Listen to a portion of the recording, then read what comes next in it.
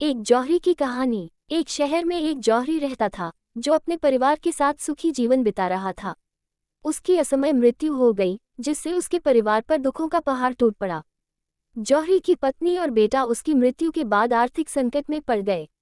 एक दिन जौहरी की पत्नी ने अपने बेटे को एक हीरो का हार दिया और कहा, इसे अपने चाचा की दुकान पर बेच दो, इससे जो पैसा मिलेगा वह हमारे काम आएगा।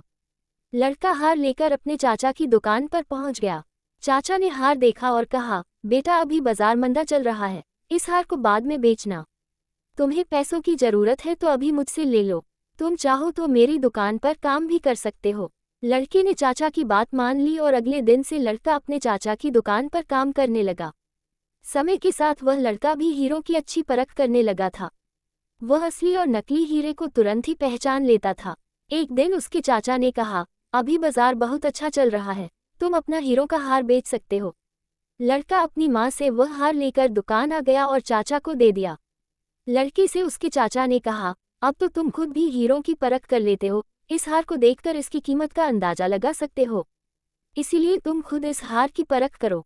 लड़के ने हार को ध्यान से देखा तो उसे मालूम हुआ कि हार में नकली हीरे लगे हैं और इसकी कोई कीमत नहीं है। लड़के ने पूरी बात बताई तो चाचा ने कहा, मैं तो शुरू से जानता हूँ कि ये हीरे नकली हैं, लेकिन अगर मैं उस दिन तुम्हें ये बात कहता तो तुम मुझे ही गलत समझते।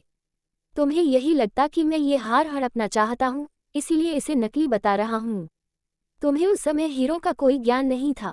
चाचा की बात सुनकर लड़के को एहसास हुआ कि बुरे समय में अज्ञान की वजह से हम अक्सर दूसरों को ही गलत समझते हैं।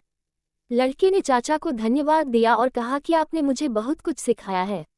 इस कहानी से हमें ये शिक्षा मिलती है कि विपरीत समय में हमारे ऊपर निगेटिविटी हावी हो जाती है और सोचने समझने की शक्ति कमजोर होने लगती है।